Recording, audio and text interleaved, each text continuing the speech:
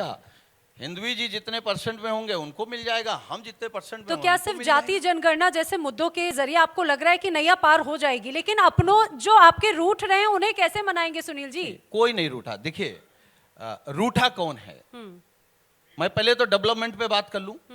आप लखनऊ में बैठे हैं, माननीय योगी आदित्यनाथ जी 5 साल 2017 से लेकर 22 तक केवल उन कार्यक्रमों के और उन योजनाओं के फीता काटते रहे जो माननीय अखिलेश यादव जी ने इस लखनऊ को दिया है।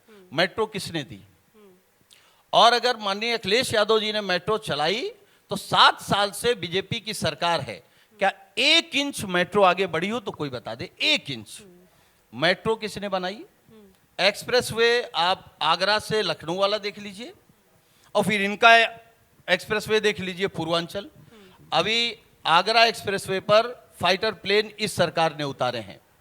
अगर इतना अच्छा एक्सप्रेसवे बनाया होता तो पूर्वांचल पे उतार देते या बुंदेलखंड पे उतार देते, वहां तो गाड़ी नहीं उतर सकती ठीक से।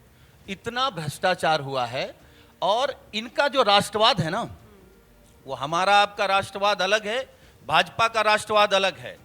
भाजपा में जो जितना बड़ा झूठ बोले उतना बड़ा राष्ट्रवादी, जो जितना बड़ा भ्रष्टाचार करे उतना बड़ा राष्ट्रवादी, जो महिलाओं पर उत्पीड़न करे उतना बड़ा राष्ट्रवादी। तो इनका राष्ट्रवाद अपने राष्ट्रवाद जैसा नहीं है। तो राष्ट्रवाद तो ठीक है, लेकिन अब चर्चा तो राम भक्ति को लेकर भी होने लगी है, शिव और राम भक्ति का जिक्र तक होने लगा है। आपको लग रहा है इस बार चुनाव भगवान राम तो समाजवादी थे, समाजवादी विचारधारा तो उनके जीवन से निकला है। अरे आप लोग हंस रहे हैं? समाजवाद क्या है? शैक्षिक बराबरी, राजनैतिक बराबरी, धार्मिक बराबरी, जाति बराबरी।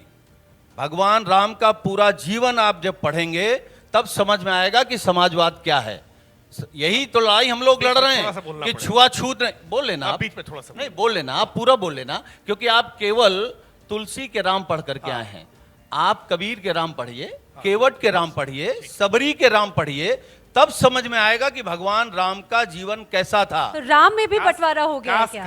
काश कि भगवान राम को पढ़ने का काम और अपने जीवन में उतारने का काम अखिलेश जी ने किया होता तो राजा दशरथ के कहने पर 14 वर्ष का वनवास स्वीकार कर लिया था। लेकिन अखिलेश यादव जी ने कैसे अपने पिता को अध्यक्ष पद से हटा करके पार्टी पर कब्जा करने का काम किया था। काश कि रामायण पढ़ी होती तो शायद जैसे भरत ने भाई के खड़ाऊ को रखकर सिंहासन पर राजपाट चलाने का काम किया था, चाचा को बाइज्जत इस तरह से बेइज्जत करके घर से बाहर निकालने का काम न किया होता। काश की रामचरितमानस आपने पढ़ी होती। लेकिन रामचरितमानस को फड़वाने का, फुकवाने का अपराध आपने जरूर किया है। इस अपराध का खामियाजा भी आपको इसी चुनाव में भुगतने वाले हैं। आपने पार्टी से बाहर निकाला तो स्वामी प्रसाद मौर्य को बाद में बाहर निकाला आपने पार्टी से, लेकिन तब तक तो देर बहुत हो गई, क्योंकि अखिलेश यादव के इशारे पर जितना हिंदुओं को, जितना साधु संतों को, जितना सनातन को अपमानित करने का काम आपने किया है, उसका खामियाजा तो इस लोकसभा के चुनाव में आपको भुगतना ही पड़ेगा। देखिए आप बोलिए, हम तो नहीं बोले बीच में, अब आप कृपया करके हमको सुन लें। देखिए राजनीति में जिस स्तर की भाषा का व्यवहार आप करते हैं वो ठीक नहीं है।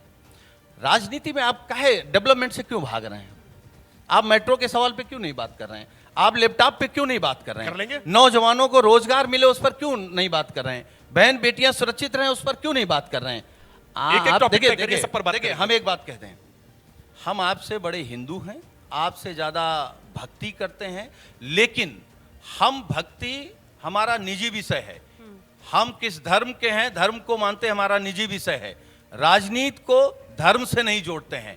ये भगवान राम के नाम पर राजनीति करते हैं। हम भगवान राम के बताए रास्ते पर चल करके राजनीति में सेवा करते हैं। अच्छा, रामलला का दर्शन करने नहीं गए, लेकिन मुख्तार अंसारी क्या फातिहा पढ़ने के लिए चले गए? क्या ये उत्तर प्रदेश की जनता देख नहीं रही है कि आप निमंत्रण को ठुकराते हैं और फातिहा पढ़ने के लिए चले जाते हैं? ये उत्तर प्रदेश की जनता देख रही है और इसका भी खामियाजा भुगतेंगे। हम भारतीय जनता पार्टी के निमंत्रण को उसी तरीके से ठुकराए हैं जिस तरीके से भारतीय जनता पार्टी की वैक्सीन को ठुकराए थे। आज 80 करोड़ लोग, हर व्यक्ति जिसने वैक्सीन लगवाई है वो सुबह शाम डर रहा है कि आपने चंदा लेकर के गलत वैक्सीन 80 करोड़ लोगों को लगवाई।